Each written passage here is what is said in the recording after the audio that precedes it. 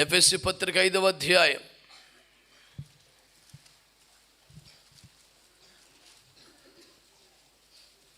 ఎఫెసీ పత్రిక 5వ అధ్యాయం 25 నుండి 27 వరకు ఉన్న వచనాలు. పురుషులారా, మీరును మీ భార్యలను ప్రేమించుడి. అటువలే క్రీస్తు కూడా సంఘమును ప్రేమించి అది కళంకమైనను ముడత అయినను అట్టిది మరి ఏదైనను లేక పరిశుద్ధమైనదిగాను నిర్దోషమైనదిగాను మహిమగల సంఘముగాను ఆయన తన ఎదుట దానిని నిలువబెట్టుకొనవలెనని వాక్యముతో ఉదక స్నానము చేత దానిని పవిత్రపరచి పరిశుద్ధపరచుటకై దాని కొరకు తన్ను తాను అప్పగించుకొనెను. ప్రియులారా, ఈ వాక్య భాగ్యములో మన ఎదుట కనబడుతున్న ఆశ్చర్యకరమైన మాట, ఎవరి కోసమైతే ప్రాణం పెట్టాడో, రక్తం కార్చి కొనుక్కున్నాడో, ఎవరినైతే వాక్యములో స్నానం చేపిస్తూ పెంచుతున్నాడో, ఇదంతా ఎందుకొరకు అని అడిగితే, మహిమగల సంఘముగా దానిని తన ఎదుట నిలబెట్టుకోవాలని ఇదంతా చేస్తున్నాడు అని వాక్యంలో రాశాడు. దేవుని బిడ్డలారా, ఈ పూట మనము ధ్యానం చేస్తున్న అంశం మహిమగల సంఘము అనండి. ప్రతి వారము కూడా ఒక శీర్షికన వాగ్దాన సందేశాలను మనము చూస్తున్నాం. ఈనాటి ఆరాధనలలో, మొదటి ఆరాధనలో మహిమగల జీవితం అనే అంశాన్ని ధ్యానం చేశాం.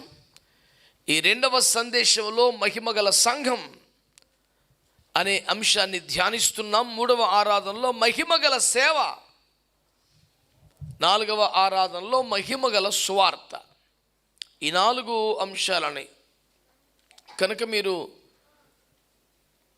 అదే సమయంలో వినటం సాధ్యం కాకపోవచ్చు, కానీ సాధ్యమైనంత త్వరలోనే ఆ 4 సందేశాలను మీరు వీక్షించడం ద్వారా, ధ్యానించడం ద్వారా మొత్తం సారాంశాన్ని, ఉపదేశాన్ని పొందుకోవాలని ప్రభు పేరట కోరుతున్నాను.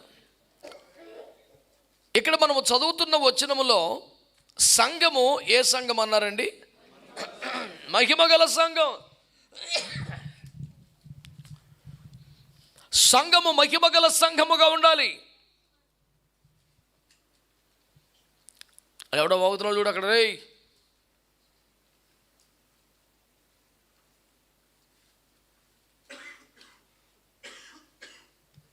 సంఘము మహిమగల సంఘమని దేవుని వాక్యం తెలియచేస్తుంది. చిన్న సంఘమని, పెద్ద సంఘమని, పల్లెటూరు సంఘమని, బీద సంఘమని, కాస్ట్లీ సంఘమని, కార్పొరేట్ సంఘమని, మెగా సంఘమని, ఇలాంటి వింత వింత పేర్లు వినబడుతున్నాయి. ఇవి మనుషుల సొంత జ్ఞానములో నుండి పుట్టుకొచ్చినవే కానీ వాక్యానుసారమైనవి కావు. బైబిల్ గ్రంథంలో ఉన్న ఒకే ఒక్క మాట, సంఘము మహిమగల సంఘమని వాక్యం చెబుతుంది. దేవునికి స్తోత్రం కలుగునగాక. సంఘం మహిమగల సంఘమని దేవుడు మాట్లాడుతున్నాడు. ఆదిమ సంఘం అయితే మహిమగల సంఘంగానే ఉన్నది. మహిమగల సంఘం యొక్క అనుభవాలు ఎలా ఉంటాయి? ఆదిమ సంఘం మహిమగల సంఘం అని అనబడటానికి దారితీసిన పరిస్థితులు ఏంటి? దేనిని బట్టి ఇది మహిమగల సంఘం అనబడిన స్థాయిని, సాక్ష్యాన్ని ఆ సంఘము సంపాదించింది. ఒకవేళ ఆదిమ సంఘం ఒక మహిమగల సంఘం అని నేనంటే మీకు ఎవరికి అభ్యంతరం ఉండదేమో, అంగీకరిస్తారేమో నేను అనుకుంటున్నాను. ఎందుకంటే మహిమతో అలరారిన సంఘం అది. ఒకవేళ ఆదిమ సంఘం మహిమగల సంఘం అని అంటే ఆదిమ సంఘానికి అసలు శ్రమలే లేవు అని అర్థమా? ఆదిమ సంఘానికి వచ్చినన్ని శ్రమలు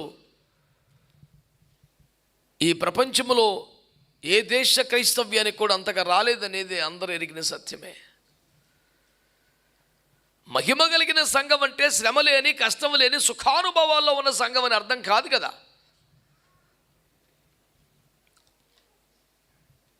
సంఘము దేవుని మహిమతో ప్రకాశించిన ఒక కాలం ఉండింది.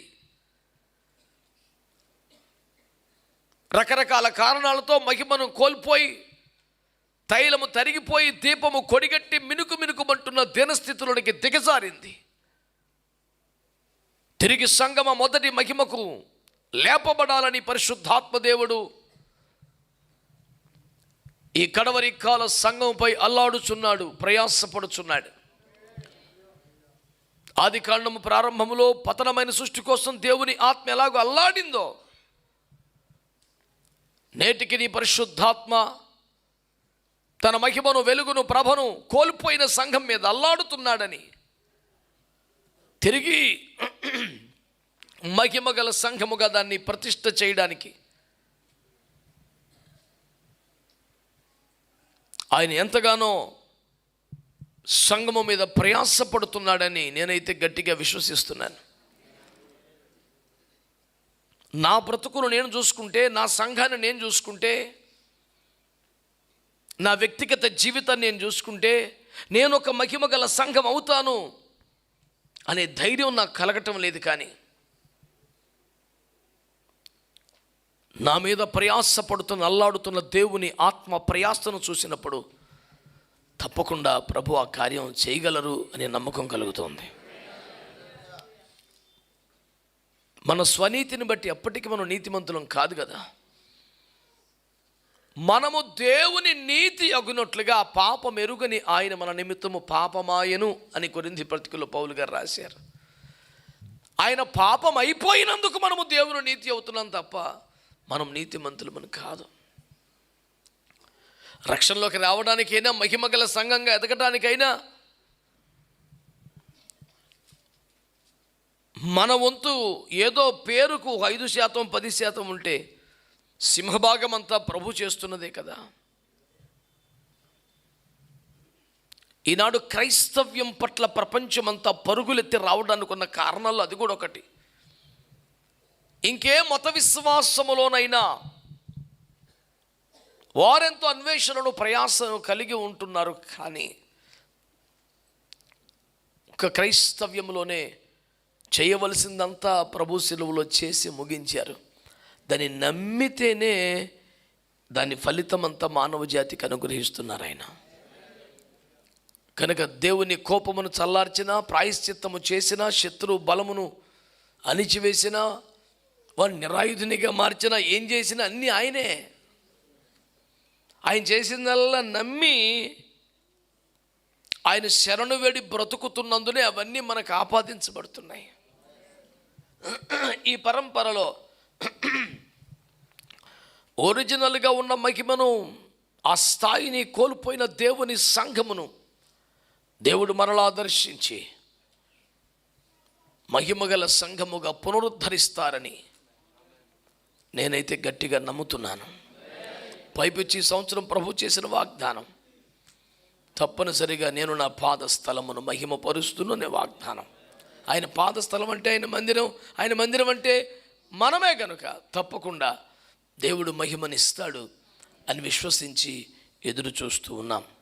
ఆ క్రమంలో ఆదిమ సంఘం మహిమగల సంఘం అనడానికి నాకైతే ఎలాంటి సందేహం లేదు.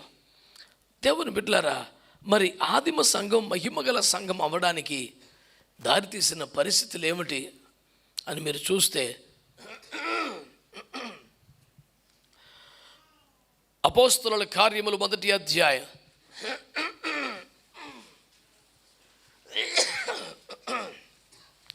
1వ అధ్యాయం 14వ వచనం. వీరందరూ, వీరితో కూడా కొందరు స్త్రీలను, యేసు తల్లి అయిన మరియయు ఆయన సహోదరులను ఏక మనస్సుతో ఎడతెగక ప్రార్థన చేయుచుండిరి. మీరు ఆ 12వ వచనాన్ని చూస్తే వారందరూ కూడా ఒలీవల కొండను నేరుగా మేడగదిలోకి వెళ్ళారని రాశారు. ఒలీవ కొండ నుంచి మేడగదిలోకి వెళ్ళింది ఎప్పుడంటే 40 రోజులు అయిన తర్వాత 41వ దినాన. మరి అపోస్తుల కార్యముల గ్రంథము 2వ అధ్యాయం 1 నుండి 4 వచనాల వరకు చూస్తే, పెంతెకోస్తను పండుగ దినమున వారందరూ ఒక్క చోట కూడి ప్రార్థన చేయుచుండగా పరిశుద్ధాత్మ బలముగా దిగి వచ్చాడని అక్కడ రాయబడి ఉంది. అందరూ ఆత్మచేత నింపబడిన వారై ఆ ఆత్మ వారికి వాక్శక్తిని అనుగ్రహించిన కొలది అనే భాషలు మాట్లాడటం ప్రారంభించారని రాశాడు. ఈ 3 వచనాలను మీరు కలిపి చదివితే యేసు ప్రభు ఆరోహణమే వెళుతూ వెళుతూ నా వలన వినని తండ్రి వాగ్దానం కోసం కనిపెట్టి ప్రార్థన చేయండి, యెరూషలేమును వదిలిపెట్టి మందిరాన్ని వదిలికి సంఘాన్ని వదిలి బయటికి వెళ్ళకండి అని చెప్పి వెళితే ఆ మాట 500 మంది మనుషులు విన్నప్పటికీ 380 మంది తమ ఇళ్ళకి వెళ్ళిపోయారు, తమ మామూలు జీవితంలో పడిపోయారు. కేవలం 120 మంది మాత్రమే మేడగదిలో కూర్చొని ప్రార్థనలు చేస్తున్నారు. వారు ఏకబిగిని 10 రోజుల పాటు ప్రార్థనలు చేస్తూనే ఉన్నారు. అలా ప్రార్థనలు చేస్తూ ఉండగా పెంతెకొస్తేను పండుగ దినం వచ్చినప్పుడు దేవుని పరిశుద్ధాత్మ ప్రచండమైన వాయువై బలమైన అగ్ని అభిషేకమై వారి మీదకి దిగివచ్చినప్పుడు అందరూ కూడా ఆత్మచేత నింపబడి అన్ని భాషలతో మాట్లాడుతూ అకస్మాత్తుగా వారు నూతన బలమును పొందిన వారై వారికన్నా భయము, సంశయము, ఆందోళన, దిగులు, అబద్ధము, తొట్టుపాటు, కంగారు అన్నీ బలహీనత నుంచి బయటపడిన వారై ఒక నూతన సృష్టిగా మారిపోయిన వారై దేవుని కొరకు ప్రకాశించిన సంఘంగా మారిపోయింది. దేవుని బిడ్డలారా, ఆదిమ సంఘం ఒక మహిమగల సంఘం అని ఈరోజు మనం చెప్పుకోవడానికి కారణం ఏంటంటే పరిశుద్ధాత్మ శక్తి చేత నింపబడిన సంఘం కాబట్టే ఆ స్థాయి సాధ్యమైందనడం ఎవరికి కూడా అనుమానం అక్కర్లేని వాస్తవం. కనుక మనము కూడా నేడు పరిశుద్ధాత్మతో నింపబడిన వారమైతేనే, ఆత్మను కనిపెట్టి పొందుకొని ఆత్మచేత కాల్చబడి నింపబడి ఆ కృపా వరములలో విడుదల పొందిన వారం అయితేనే మనం ఒక మహిమగల సంఘముగా ఉండగలుగుతామనేది బైబిల్ చెప్తుంది. లేదంటే మనం కూడా గొప్ప సంఘమో, పెద్ద సంఘమో, కాస్ట్లీ సంఘమో, మెగా సంఘమో, కార్పొరేట్ సంఘమో, బేద సంఘమో, చిన్న సంఘమో, పల్లెటూరు సంఘమో, సిటీ సంఘమో, ఏదో ఒక లౌకికమైన పేరు మీద పిలువబట్టడం తప్ప వాక్యానుసారమైనటువంటి మహిమ ఏమీ పొందే అవకాశం ఉండదు. ఇంకొక దారి ఏమీ లేదు. ఆయన మాట చెప్పి వెళ్ళిపోయారు. ఆయన వెళ్ళిపోయింది మొదలుకొని 10 రోజుల పాటు వాళ్ళు మేడ గదిని వదిలి బయటికి రాకుండా 120 మంది ఏక మనసుతో ఎడతెగక ప్రార్థనలు చేస్తున్న కారణంగా పరిశుద్ధాత్మ చేత వాళ్ళు నింపబడ్డారు. దేవునికి స్తోత్రం కలుగునుగాక. ఆదిమ సంఘం ఒక మహిమగల సంఘం అంటానికి ఆధారం కారణం ఏంటంటే వాళ్ళు చేసిన ఉపవాస ప్రార్థనలే, వాళ్ళు కనిపెట్టిన ప్రార్థనే, వాళ్ళు పొందుకున్న బలమైన అభిషేకమే. అందరూ ఆత్మ చేత నింపబడిన వారు. అగ్ని వారిని కాల్చింది, ఆత్మ వారిని నింపింది, కృపా వరములు వారిలోంచి బయటికి రావడం ప్రారంభించాయి. వారి స్వభావాలు పూర్తిగా మారిపోయాయి. అయ్యో దేవుని బిడ్డలారా, అంతవరకు భయపడుతుండేవారు ధైర్యముగా ముందుకొచ్చి మాట్లాడడం స్టార్ట్ చేశారు. సహజంగా వారిలో ఉన్నటువంటి ప్రతి మనిషికి ఒక స్వభావం, కొంతమంది కోపం ఉంటుంది, కొంతమందికి భయం ఉంటుంది, కొంతమందికి పనికి మళ్ళీ నీచమైన ఆశలు ఉంటాయి, కోరికలు ఉంటాయి. ప్రతి మనిషిలో ఒక స్వాభావికమైన వ్యవస్థ ఉంటుంది. దాన్ని కాల్చగలిగిన ఒక అగ్ని అభిషేకం వారు పొందగలిగారు. ఈ లోక సామెత ఏంటంటే పుట్టుకతో వచ్చింది పుడకల దాకా పోదని చెప్తారు. అంటే పుట్టుకతో వచ్చిన గుణం ఏదైతే ఉందో వాడితో పాటు సావాల్సింది తప్ప ఈ లోపు సావదది అనేది మనుషులకి చూసి విసిగిపోయి తేల్చేసిన ఒక శాస్త్రంగా పెట్టారు. కానీ దేవుని బిడ్డలారా, అంతరంగ స్వభావాలను కాల్చగలిగిన ఒక అగ్ని అభిషేకము పరిశుద్ధాత్మ ద్వారా మానవ జాతికి అనుగ్రహించబడింది. ఏదో ఒక ఆత్మ కాదు, ఏదో ఒక అభిషేకం కాదు, ఏదో ఒక కొత్త రకమైన విధానం కాదు.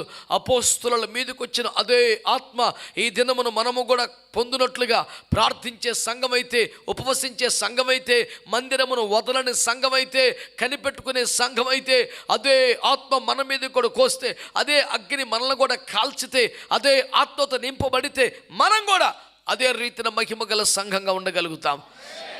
ఎప్పుడైనా అవసరమైనప్పుడు లేక ఆదివారం మందిరానికి వచ్చి వెళ్ళిపోవటం అనే అలవాటైపోయిన భక్తి నుంచి వీలు చేసుకొని, ఖాళీ చేసుకొని, ఓపిక చేసుకొని, అందరినీ అన్నిటినీ పక్కన పెట్టి దేవుని మందిరములో కొంత సమయం గడపడానికి మనం అలవాటు పడాలా.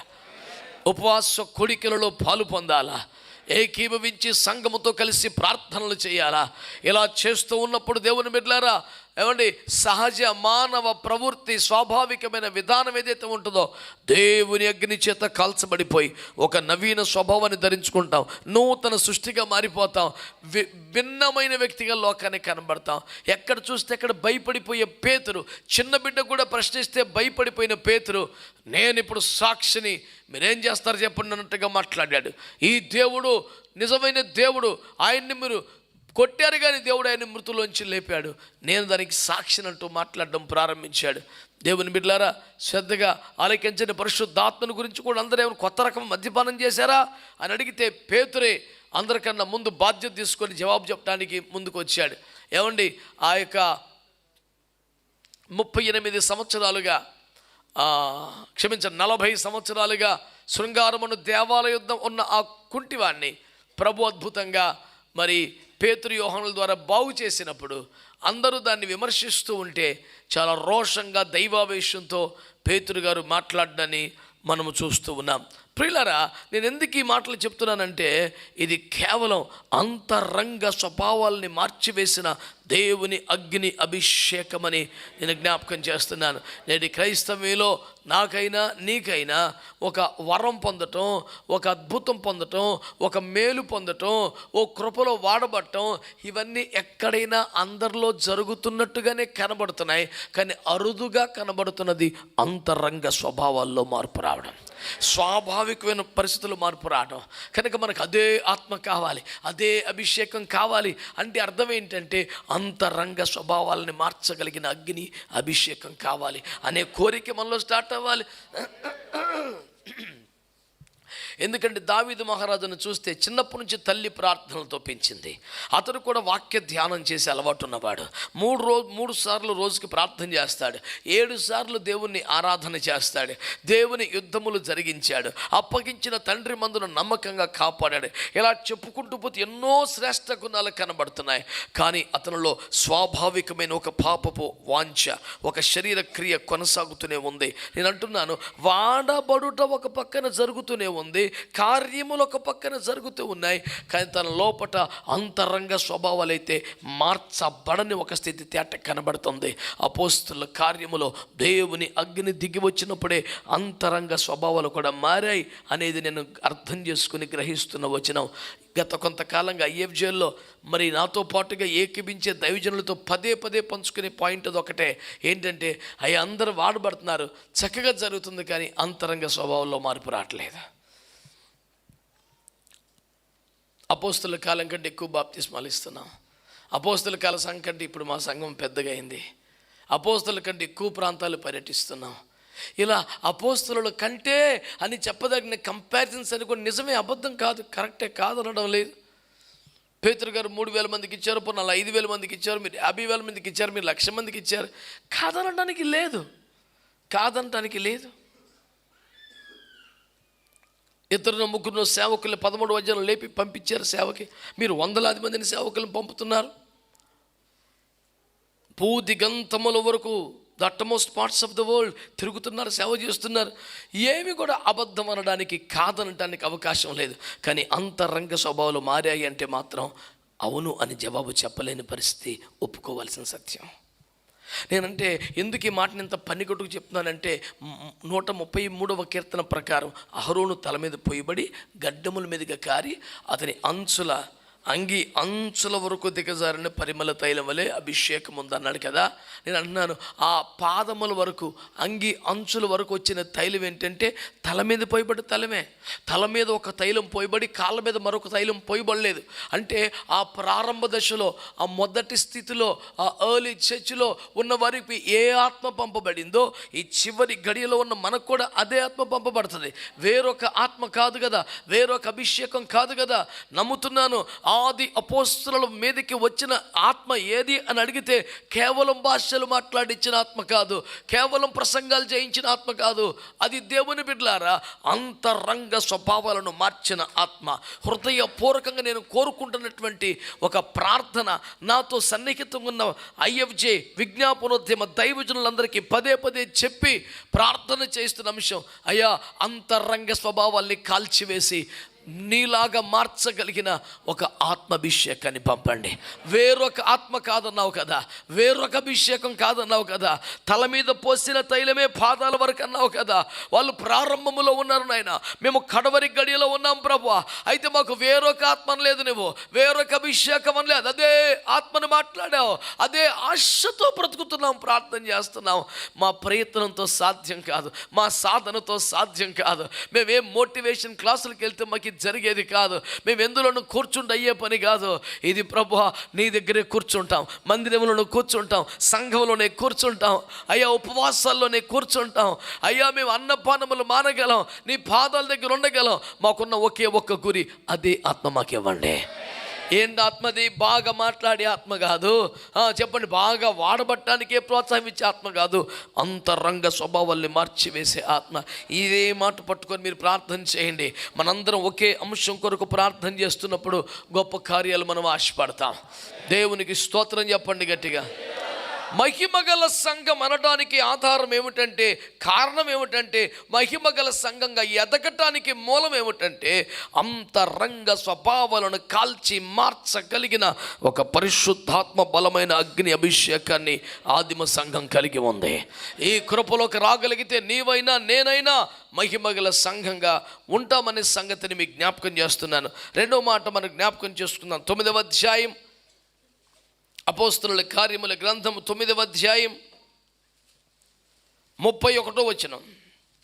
కావున యూదయ, గలిలయ, సమరయ దేశములందంతటా సంఘము క్షేమాభివృద్ధి నొందుచు సమాధానము కలిగి ఉండెను. మరియు ప్రభువునందు భయమును పరిశుద్ధాత్మ ఆదరణయు కలిగి నడుచుకొనుచు విస్తరించుచుండెను. ఆమేన్. సంఘం ఎలా ఉందంట? ఆత్మ పొందిందిగా, సంఘం కృపావరాలు వచ్చినాయిగా, బలమైన అభిషేకం వచ్చిందిగా, వాడబడుచుండెను, చెలరేగిపోయాను, సూపర్ పర్ఫార్మెన్స్. ఆ మాటలు లేవు. సంఘం ఏమైందంట? సంఘము క్షమాభివృద్ధి పొందింది. అనండి గట్టిగా మాట. క్షమాభివృద్ధి పొందింది అనే మాటకి ఆయన వివరించినటువంటి విశేష పదాలు ఏమిటి తెలిసిన? చదువునాయన మాటలు. సమాధానము కలిగి, ఒకటి సమాధానం కలిగి ఉంది, ప్రభువునందు భయమును, ప్రభువునందు భయము కలిగి ఉంది, పరిశుద్ధాత్మ ఆదరణయు, పరిశుద్ధాత్మ ఆదరణ కలిగి ఉందట. దేవునికి స్తోత్రం చెప్పండి గట్టిగా. హల్లెలూయా. మేము ఆత్మను పొందాం, మేము అభిషేకం పొందాం, మేము భాషలు మాట్లాడుతున్నాం, కృపా వరములు వచ్చినాయి. ఇదిగో నాకు 9 వరాలతో వాడబడుతున్నాను. ఏ గిఫ్ట్ కావాలంటే ఆ గిఫ్ట్ ఆపరేట్ అవుతుంది నాలో. ఈ అతిశయం ఎక్కడ కనపడల సంఘంలో? ఆత్మచేత నిండుకొనిన వారై, నింపబడిన వారై, కొలత లేనంతగా, కొరత లేనంతగా, వెలితి లేనంతగా వారు ఆత్మచేత నింపబడ్డారు. ఆ గిన్నె నిండి పొరుల అభిషేక అనుభవంలోకి వాళ్ళు వచ్చారు. దాని ద్వారా అవుట్కమ్ ఏమిటి? భాషలు మాత్రమేనా? 100% పరిశుద్ధాత్మ భాషలు ఉన్నాయి. అన్ని భాషలు మాట్లాడడం వల్లనే వ్యక్తిగత ఆత్మీయ క్షేమాభివృద్ధి కలుగుద్ది. దానికన్నా సులువైన పద్ధతి ఆధ్యాత్మిక క్షేమాభివృద్ధికి మరొక దిక్కేమీ లేదు. అది వ్యక్తిగత క్షేమాభివృద్ధి కొరకు అంతకు మించిన సాధనమేమీ లేదు. దాంట్లో రెండో డౌట్ ఏమక్కర్లా. కానీ అది మాత్రమే కలిగిందా అని అడుగుతున్నాను నేను. ప్రజలందరికీ కనపడింది ఎన్ని భాషలేనా? ప్రజలందరికీ వినబడింది అన్ని భాషలేనా అంటే కాదు. వారు సమాధానం కలిగి ఉన్నారట, వారు దేవుని భయము కలిగి ఉన్నారంట, వారు ఆదరించబడుతున్నది పరిశుద్ధాత్మ వలని ఆదరణ. 9వ అధ్యాయంలో ఈ మాట రాసినప్పుడు అర్థం చేసుకోవాలి. 8వ అధ్యాయంలో సంఘమునకు హింస కలిగిందని, భయంకరమైన పరిస్థితుల్లో సంఘం ఉన్నదని పదే రాయబడింది. 4వ అధ్యాయంలోనే వాళ్ళు జైలుకి వెళ్ళారు. 5వ అధ్యాయంలోనే దెబ్బలు తిన్నారు. ప్రతి మాట హింసించబడిన సంఘాన్ని మనం చూస్తున్నాం. అయితే వాళ్ళు దేన్ని బట్టి ఆదరించబడుతున్నారు? ఎమ్మెల్యే గారు వచ్చి బెయిల్ ఇచ్చారు కాబట్టి, హతసాక్షుల కుటుంబానికి ఎక్స్గ్రేషియా చెప్పిన తలకు ₹1 పంచిపెట్టారు కాబట్టి, మానవుల వలన కలుగుచున్నటువంటి సహాయముల వలన ఆదరణ కాదండి. వాళ్ళకి ఇన్ని గాయాలు తగులుతున్నా, ఇన్ని దెబ్బలు తగులుతున్నా, ఇంత హింస చెరలేగుతున్నా, వారు పరిశుద్ధాత్మ వలన ఆదరణ పొందుతున్నారట. దేవునికి స్తోత్రం కలుగును గాక. హల్లెలూయా. సంఘము క్షమాభివృద్ధి పొందుచుండెను. యెరూషలేములోను అన్ని చోట్ల యూదయ, గలిలయ ప్రాంతములు విస్తరించుచుండెను. అయితే ఇందులో కనబడుతున్న క్వాలిటీ ఏంటంటే అందరిలో సమాధానం ఉందంట. ఆమేన్. ఎవరిలో విభేదాలు లేవు, విమతాలు లేవు, కొట్లాటలు లేవు, ఘర్షణలు లేవు. అందరూ సమాధానం కలిగి ఉన్నారు, దేవుని భయం కలిగి ఉన్నారు. నేటి సంఘములో, నేటి క్రైస్తవ్యంలో విచారకరంగా ఎక్కువ కృపా వరములతో వాడబడుతున్న వారే ఎక్కువ భయం లేని వారిగా ఉండడం చాలా విస్తుగొలుపుతున్న విషయం. చాలా లెక్క లేకుండా మాట్లాడడం, అంత మెంటల్ స్టేట్మెంట్లు అన్నమాట. ఖర్చు కోసం ప్రార్థన చేశాడట. ఆ రోజున పౌలు చేతిగుడ్డలో నీ ప్రభావం ఉంచావు కదా ప్రభువా, ఈ రోజును కూడా ఈ చేతిగుడ్డని మీరు అభిషేకించండి ప్రభువా, దీంట్లో నీ ప్రభావం ఉంచండి ప్రభువా, దీన్ని మేము వెళ్ళలేని చోట్లకి పంపిస్తే అక్కడ కార్యాలు జరగాలి ప్రభువా. అంతవరకు ఓకే, కానీ ఇప్పుడు దీన్ని ప్రార్థన చేసని ఇది దీని మీదకి దేవుని ప్రభావాన్ని పంపాడు కాబట్టి నేను ఏం చెప్తున్నాడంటే the Holy Spirit God is in my pocket అంటున్నాడు.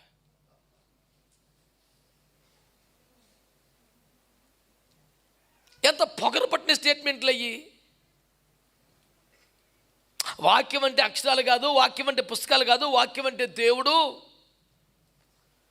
ఇది కేవలం ఒక పుస్తకమే, ఇదే దేవుడు కాదు, ఇందులో రాయబడిన విషయం దేవుడు అని చెప్పడానికి ఇందులో ఏమీ లేదంటే ఒక దైవజనుడు స్టేజ్ మీద 1000 మంది ప్రజలు చూస్తుండగా బైబిల్ని కిందేసి బూటుకాలతో తొక్కుతున్నాడు స్టేజ్ మీద.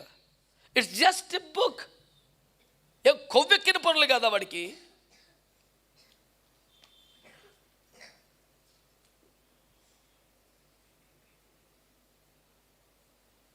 ఏదో చెప్పాలనుకొని ఏదో చేసే పనికి మళ్ళీ వరం కాకపోతే ఏంటి? నేను ఇంత కఠినమైన భాష వాడటం కారణం ఏంటంటే ఎక్కువ కృపావరలు పొందినోడి భయం లేకుండా పోతుంది కదా. అమ్మో దేవుడు చూస్తున్నాడు, అమ్మో దేవుడు లెక్కెడతాడు, అమ్మో దేవుని నామం, దేవుని సన్నిధి, దేవుని సేవ, దేవుని కార్యం, ఇది ప్రతిష్ట కలిగింది, ఇది ప్రత్యేకమైంది, ఏమన్నా సోయలేదు.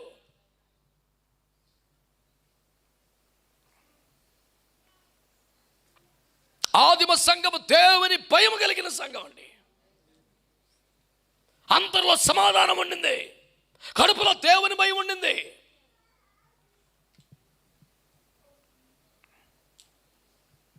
వాళ్ళకి ఎన్ని కష్టాలు, బాధలు, శ్రమలు, నిందలు వచ్చినా పరిశుద్ధాత్మ లోపట ఉన్నాడు కనుక ఆయన ఇస్తున్న ఆదరణని ఆశ్రయించారు. కానీ నాకు నెమ్మది లేదు, మనసు గాయమైంది కాబట్టి తాగుతాను ఒకడు, తిరుగుతాను ఒకడు, సిగ్గుమాలిన బతుకులు, పాపిష్టి బతుకులు. నువ్వు తగలబడే సిగ్గుమాలిన రకం వ్యభిచారపాత్మ కలిగిన సైతానం అయితే మరి మందులకు ఎందుకు తగలబడాలా? ఎవడు బతుకులు పోటు చేస్తాకి, ఎవడు కొంపను నాశనం చేయడానికి సిగ్గు తప్పి దిగబడుతున్నావు? వాడ తగలబడి సావు ఎక్కడో దక్కింది కదా. కడుపులో దేవుని భయం లేని పిల్లలు ఇక్కడి నుంచి అక్కడ దాకా ఎవడైనా సరే స్టార్ట్ అయ్యేది ఎక్కడని చెప్పింది వాక్యం. తీర్పు దేవుని ఇంటి వద్ద ఆరంభం అవుద్ది. ఆ దేవుని ఇంట్లో బోధకులకి మరి ఎక్కువ కఠినమైన శిక్ష ఉంటుంది. ఏం తమాషనా?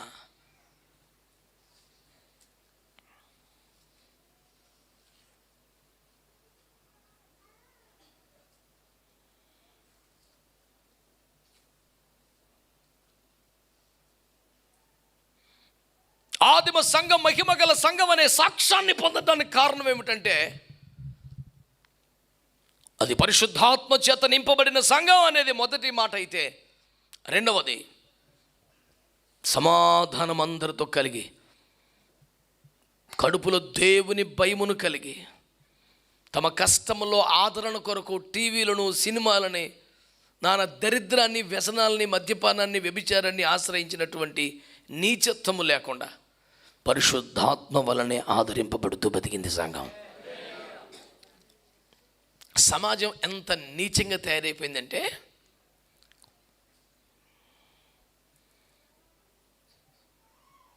ఒక భయంకరమైన పాపాన్ని, పొరపాటును కూడా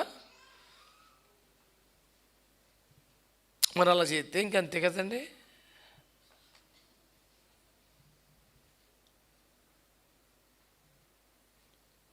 ఒకడు భార్య బిడ్డలు ఉంటుండగా వేరొక అక్రమ సంబంధం పెట్టుకొని అది కూడా నా కుటుంబం అనే స్థాయిలో దిగజారిపోయి భ్రష్టుడిగా బతుకుతుంటే దానికి సంబంధించి ఒక పెద్ద మనిషి మాట్లాడుతూ, అలా ఆవిడ సరిగా పట్టించుకోదండి, అంత గయ్యాలండి, ఎప్పుడు తగువండి, మరి అలాగైతే మరి ఇంకెవడని ఎలాగైపోతాడండి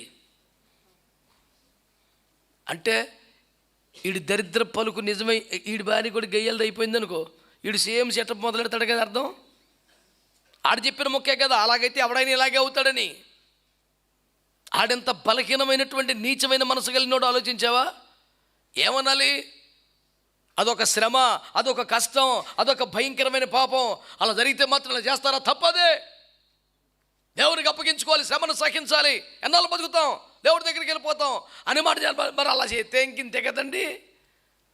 నీ సిగ్గుమాలిన సమర్థనేవాడు దరిద్రం అని.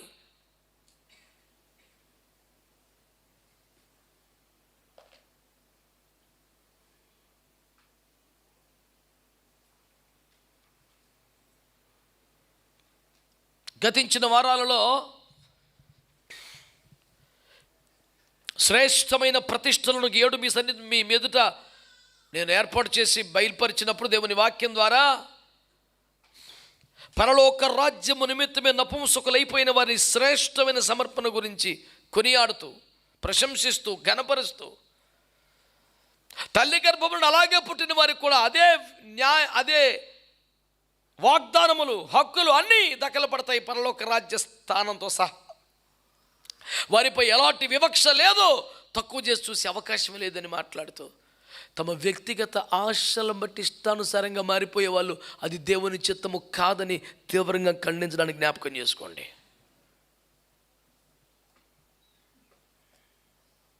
నువ్వు తల్లి గర్భంలో పుట్టడమే ఎలాగ పుడితే దేవుని చిత్తమని అప్పగించుకొని నువ్వు అలా బ్రతుకుతూ ఉంటే నీకు కూడా వాగ్దానాల రక్షణ అన్నీ సమానంగానే వర్తిస్తాయి. ఏమాత్రం వివక్ష లేదు. దేవుని రాజ్యము నిమిత్తమే పరలోకం కొరకు నపుంసకుడిగా మారి సమర్పణలో బతుకుతుంటే అది బహుశ్రేష్టమైన సమర్పణగా ఉన్నది. కానీ నీ ఆశలను బట్టి, నీ కోరికలను బట్టి, మనసులను బట్టి నువ్వే మారిపోతానంటే అది దేవుని చిత్తాన్ని ధిక్కరించినట్టు కాదా? ఆశలను లొంగిపోయినట్టు కాదా? స్వచిత్తాన్ని అమలు చేసుకున్నట్టు కాదా? నీ జీవితాన్ని నువ్వే నిర్ణయం చేసుకున్నట్టు కాదా?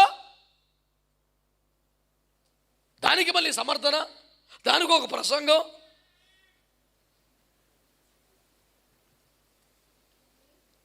మళ్ళీ దాన్ని పోగేసుకొని రావడానికి రెఫరెన్స్లు ఎత్తుకోవడం.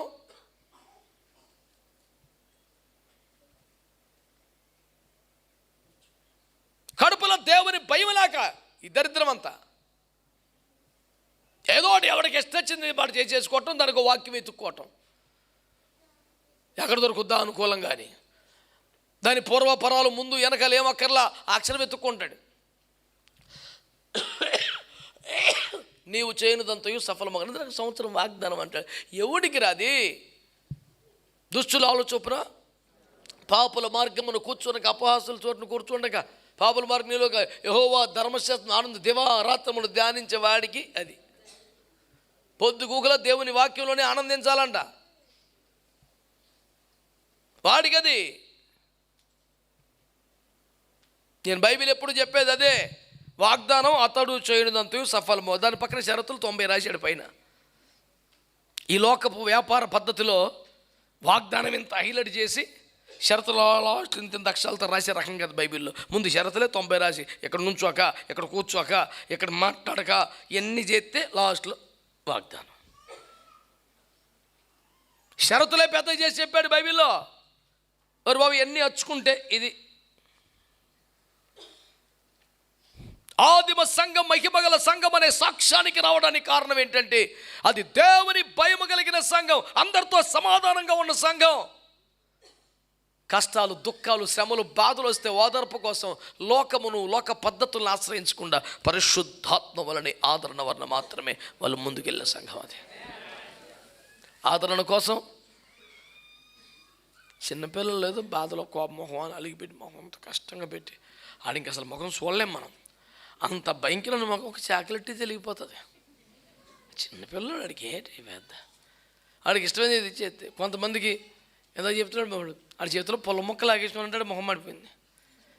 ఆడి ముఖం వెలిగిపోవాలంటే కదా ఆ పొల మొక్క ఇచ్చేస్తే చాలు, ఇంకేం అక్కర్లేదు. చీకట్లో కూడా మొఖం వెళ్ళిపోతే తెలియదు, ఒక ఉత్తి పొల మొక్క ఇస్తే.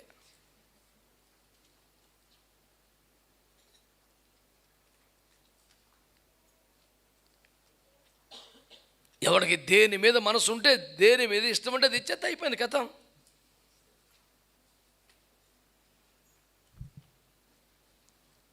పరిశుద్ధాత్మ వలన మాత్రమే, పరిశుద్ధాత్మ దేవుడు మహిమను గురించి, నిత్యత్వం గురించి, రాకను గురించి ఆయన బలపరుస్తూ, హెచ్చరిస్తూ చేస్తూ వచ్చాడు.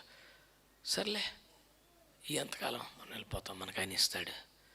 ఆత్మ వలన కలుగుచున్న ఆదరణ తప్ప ఏదో ఒక పద్ధతిలో ఆదరింపబడే దిగజారుడు తరం ఆదిమ సంఘంలో లేదని మనం జ్ఞాపకం చేసుకోవాలి. మహిమ గల సంఘముగా మనం కూడా ఉండాలి. మనకు కూడా వాగ్దానం ఉంది. పరిశుద్ధాత్మతో నింపబడిన సంఘం అవ్వాలి. దేవుని భయము కలిగి, అందరితో సమాధానం కలిగి, పరిశుద్ధాత్మ వలన ఆదరించబడుతున్న అనుభవంలోకి రావాలి.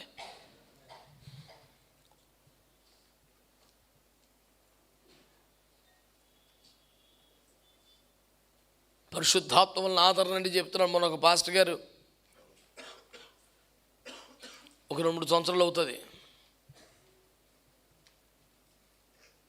ఆయనకు ఒక దర్శనం వచ్చిందంట. విశాఖపట్నంలో వరదలు వచ్చినట్టు తానున్న మందిరం మొదటి అంతస్తులు అది కూడా మునిగిపోయినట్టు, ఆ సోఫాలు, సౌండ్ సిస్టమ్ అన్నీ మునిగిపోయినట్టు దర్శనం వచ్చిందంట. మొత్తం యుగాంతం వచ్చేసింది, వరదలు వచ్చేసింది, మొత్తం మొదటి అంతస్తు కూడా మునిగిపోతుంది.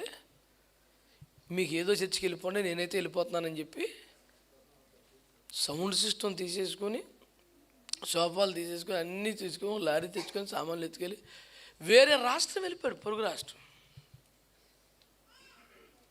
ఇంకా సంఘం లేదు, దర్శనం లేదు, మంచి చెడ్డ లేదు, మొత్తం సామాన్లు వేసుకొని వేరే రాష్ట్రం వెళ్ళిపోయాడు. ఆ రాష్ట్రంలో వరద లేదని కళ్ళలో కనపడిందంట దర్శనంలో. ఆదివారం ప్రకటించి దేవుడు దర్శనం చూపించాడు, మొత్తం నాశనం అయిపోతారు, మీరు కూడా ఎటు ఒకటి పారిపోయి, నేనైతే పారిపోతున్నానని చెప్పేసి వెళ్ళిపోయాడు. వారం అయిపోయింది, నెల అయిపోయింది, 2 నెలలు, వరద లేదు, వర్షం లేదు, మళ్ళీ అన్నీ లారీ కట్టుకొచ్చి వచ్చాడు. ఆ బాబుకి ఫీలింగ్ లేదు, సంఘస్థులకి ఫీలింగ్ లేదు.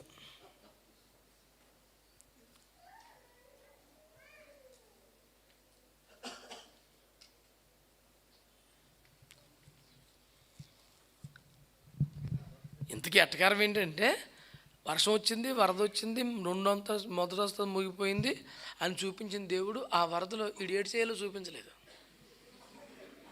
ఉండాలా, కొట్టుకుపోవాలా, పారిపోవాలా, అది ఆప్షన్లో నీకు వదిలేసాడు యేసు ప్రభు. నీ ఇష్టమరా అని. ఓ 2 నెలలు తిరిగేసి, ఈ 2 నెలలు సంఘం లేదు, సేవ లేదు, ఆదివారం లేదు, మంగళవారం ఫుల్లు తిరిగేసి వచ్చేసాడు. మరి ఇంక దేవుడి రూపంలో వర్షం వస్తలేదు, దేవుడు వెనక్కి తీసేసుకున్నట్టున్నాడు వరద, మనం పెట్టేసుకుందాం చర్చి అని. గంటకు తగ్గ బొంక చేసేదే ఉంది. పరిశుద్ధాత్మ వలన ఆదరణతో మనము క్రైస్తవ జీవితాన్ని ముందుకు నడుపుకోవాలి. ప్రియులారా, దేవునికి స్తోత్రం కలుగునుగాక. హల్లెలూయా. 2వ అధ్యాయం అపోస్తలుల కార్యం 41వ వచనం. 2వ అధ్యాయం 41వ వచనం. అతని వాక్యం అంగీకరించిన వారు బాప్తిస్మము పొందిరి. ఆ దినమందు ఇంచుమించు 3,000 మంది చేర్చబడిరి. స్తోత్రం చెప్పండి. హల్లెలూయా. ఆ దినమంది ఎంతమంది అంటండి? దేవుని వాక్యంలో ఒక్క ప్రసంగం అండి, ఒక్క ప్రసంగం.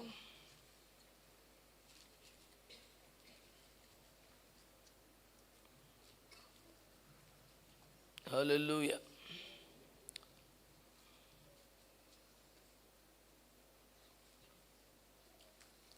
నలభై 47 కూడా చదువునైనా.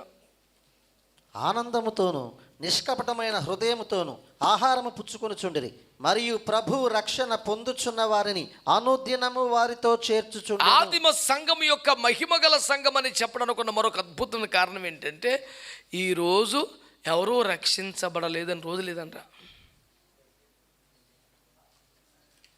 మనం ఆయా సందర్భాలలో కొద్దిమందికి బాప్తిస్మలు ఇచ్చి సంతోషపడిపోతున్నాం. అనుదినము రక్షించబడుతున్న వారిని సంఘమునకు దేవుడు చేరుస్తూ వచ్చాడంట. ఈరోజు ఎవరూ రక్షించబడలేదనే రోజు లేదంట. అనుదినము రక్షించబడుతున్నవారు. మా బోటి సేవకులకి ఎంత సవాల్ ఇది. నువ్వెంత, నీ సేవ ఎంత, నీ వాక్యం ముఖం పట్టుకుని నిలదీస్తున్నటువంటి వచనం. ఈ వాక్యం దగ్గరికి వచ్చేపాటికి గుండె అగనంత పని అవుతుంది. అమ్మ బాబోయ్, అనుదినము రక్షించబడుతున్న వారు సంఘమునకు చేర్చబోతున్నారు. ఎవ్రీడే సంఘానికి యాడ్ అయిపోతున్నారు జనం.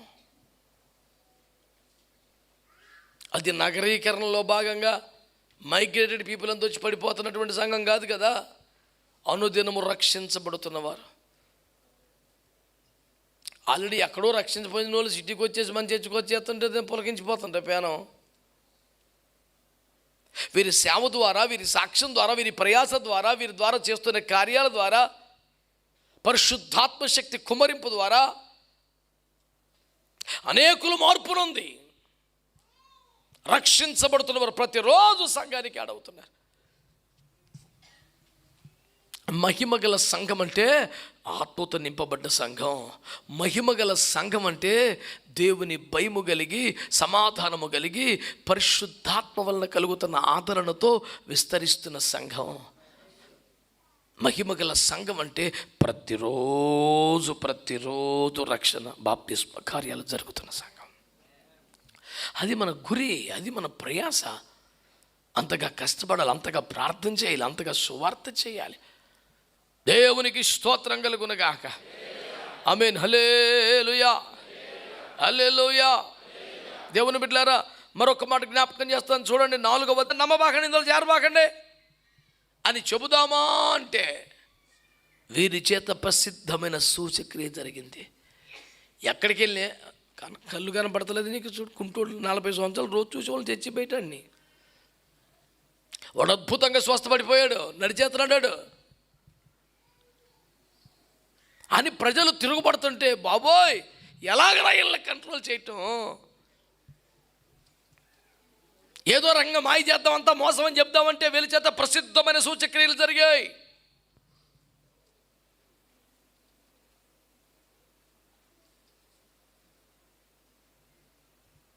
అంటే ఎవడు ప్రశ్నించలేని, ఎవడు కాదనలేని, తిరుగులేని అద్భుతాలు జరుగుతూ ఉండేవి.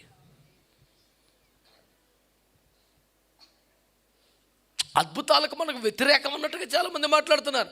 అద్భుతాలు వెనకాల పరిగెట్టొద్దు, అద్భుతాలే మనం వెనకాల రావాలని వాక్యం చెప్తుంది. వెంటను జరుగుతున్న సూచక్రియలను బట్టి వాక్యం స్థిరపరచబడుచుండెను.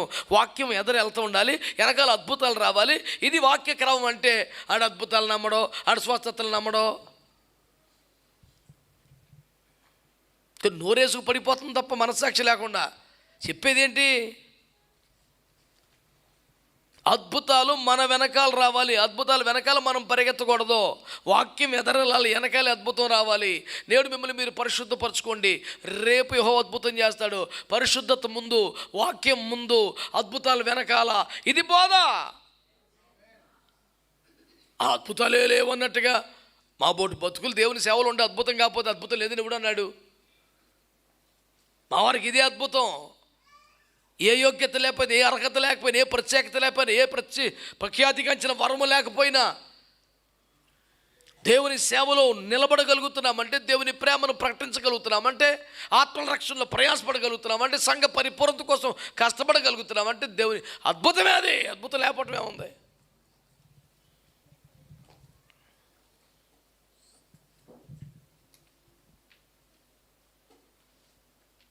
నీకు పలానాడు తలనొప్పి తగ్గిపోతుంది, నడుము నొప్పి తగ్గిపోతుంది, కడుపు నొప్పి తగ్గిపోతుంది, కాళ్ళు నొప్పి తగ్గిపోతుంది.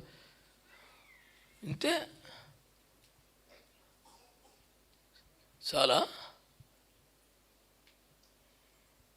నీకు ఆ కృప ఉంది అన్నావు కదా, నువ్వు వరం పొందావు అన్నావు కదా, మరి అదేది ఇంకా ప్రార్థన చేస్తే, ఇంకొంచెం ఉపవాసం ఉంటే, ఇంకా ప్రభు కాలు పట్టుకొని ఏడిస్తే, కనపడని తలనొప్పి, కాలు నొప్పి, మోకాలు నొప్పి, కడుపు నొప్పి ఎందుకు కనపడే కుంటికాయలో వచ్చేస్తుంది కదా. ఇంకొంచెం ఎక్కువ చేయరా బాబు అంటే నా మీద కలపడిపోతున్నాం ఎందుకు? కాదనమని చెప్దామా అంటే వీరి చేత ప్రసిద్ధమైన సూచక్రియ జరిగాను. కాదంటగలేదు.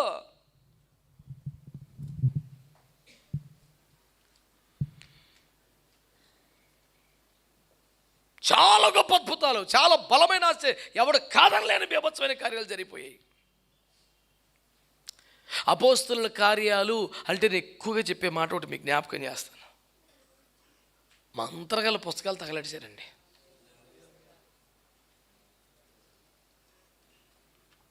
అంటే ప్రజలను మాయలో, ప్రజలను రకరకాల శక్తుల ప్రభావములో బంధించి పెట్టే శక్తి ఏమీ లేకుండా అందరూ నిర్భీతిగా, నిర్భయంగా, సంతోషంగా, ధైర్యంగా బతికి ఒక మంచి సామాజిక ఆరోగ్య వాతావరణాన్ని కలుగు చేశారు.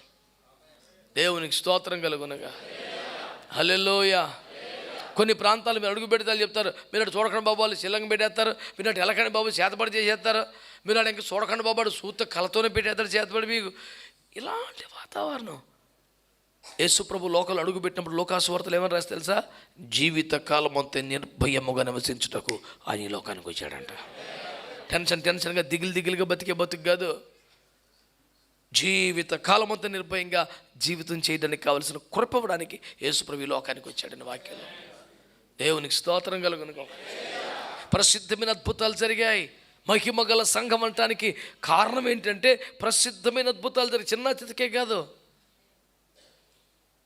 ఈ పూట మీ దృష్టికి తీసుకురావాలనుకుంటున్నటువంటి చివరి మాట, 5వ మాట, దేవుని బిడ్డలారా చూడండి, పరిశుద్ధ గ్రంథంలో నుంచి 8వ అధ్యాయం 1వ వచనం మరియు 4వ వచనం. ఆ కాలమందు యెరూషలేములోని సంఘమునకు గొప్ప హింస కలిగినందున అపోస్తలులు తప్ప అందరూ యూదయ సమరయ దేశములందు చెదిరిపోయిరి. కాబట్టి చెదిరిపోయిన వారు సువార్త వాక్యమును ప్రకటించుచు సంచారము చేసి భయంకరమైన హింస, బాధ, కష్టము, శ్రమ, అప్పుడు హింస. అది రేంజ్. బాధ, కష్టం, శ్రమ, ఇక ఆ చివరిది హింస. ఆదిమ సంఘానికి బాధలు కలగల, కష్టాలు కాదు, శ్రమలు కాదు, హింస, భయంకరమైన హింస కలిగిందంట. చెట్టుకొకరు పుట్టకొకరు అయిపోయారు.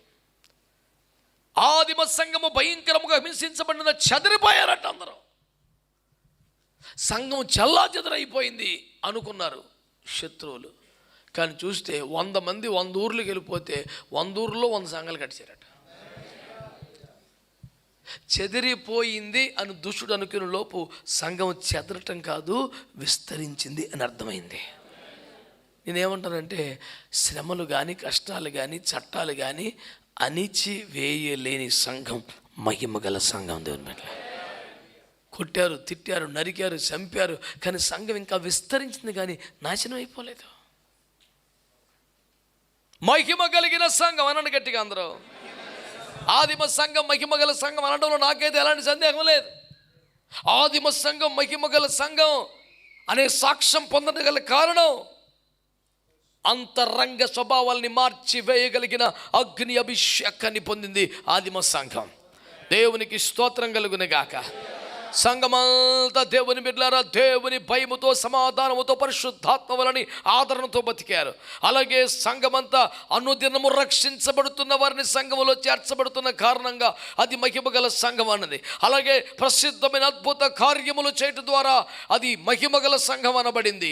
చివరికి ఎన్ని శ్రమలు, బాధలు, కష్టాలు వచ్చినా చెదిరిపోయిందనుకున్నారు, కానీ చెదరిపోయిన చోట్లల్లా సంఘాలు కట్టి విస్తరించింది కాదు. అది ఏ శ్రమ చేత అణిచి వేయబడలేని ఒక మహిమగల సంఘం అయిపోయింది. ఒకవేళ పరిస్థితులు ఏమైనా ఎలా ఉన్నా మనము ఆదిమ సంఘంలాగా ఒక మహిమగల సంఘంగా ఉండాలి. మొట్టమొదటిగా అంతరంగ స్వభావాలను మార్చివేసి అగ్ని మన మీదకి రావాలని, అదే అభిషేకమును పొందాలని ఆసక్తిగా ప్రార్థనలు చేయాలి. కృప మనందరినీ మహిమగల సంఘముగా వర్ధిల్ల చేయునుగాక. ప్రార్థన.